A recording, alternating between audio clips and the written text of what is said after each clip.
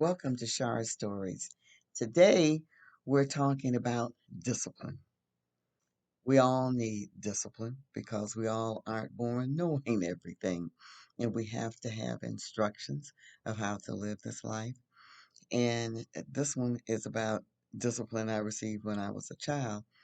That Proverbs says, and this is the Amplified Bible that I'm reading from.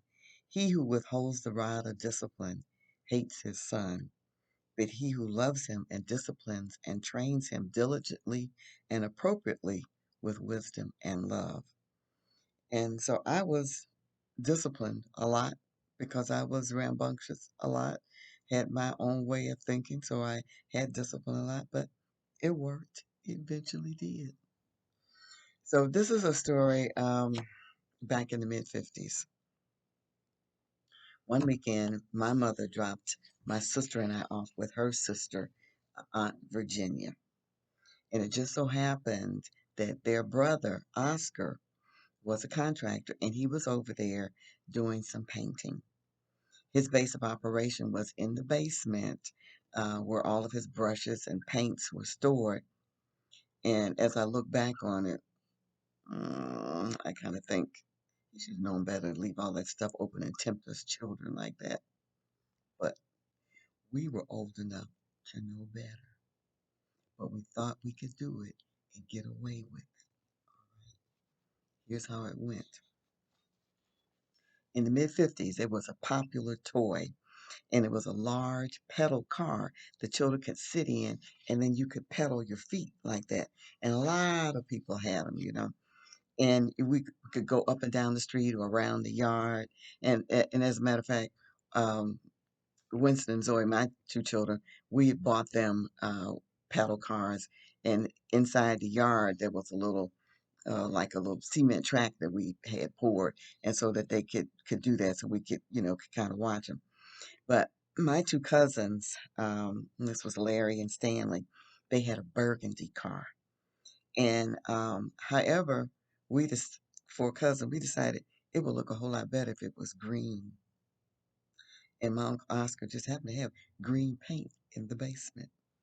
Okay, so we pushed the car into the basement unnoticed and got busy. That's what Floyd's mother used to always say when children get what she called devilment. They got busy. Okay, we got busy. Well, before we could finish the project, my Aunt Virginia discovered us and she was furious. And she told us we were going to get whipped just as soon as we finished eating the lunch that she had prepared. And that was kind of her, that she just didn't beat us and send us to bed without food. But when she went upstairs, we turned to Uncle Oscar and asked, "Can you help us? Please, can you just help us?" Now, he's the one that we had messed up all his paint and stuff down there, and he was gonna have to clean up. And I still remember what he said, and he looked at us kind of sorrowful. He said, "I'm sorry, I can't help y'all out of this." It's like this has gone beyond what I could even reasonably ask my sister to just overlook this. All right. Okay, as the oldest of the cousins, and oftentimes I was called the ringleader on stuff, and that's why I got into it a lot more. Well, I got some of the repercussions more than some of the other children because I really knew better. All right. And so, as the oldest of the cousins, I figured that she'd be worn out by the time she got to the fourth whooping. So I was eating slowly. All right.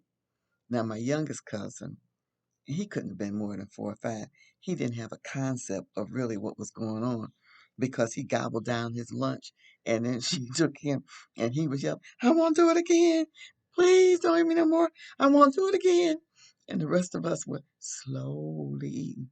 But we all did get those spankings. And so we learned, that you just can't disobey and expect that there won't be some repercussions. Hope you enjoyed this. And please share and like. And see you the next time. Shalom.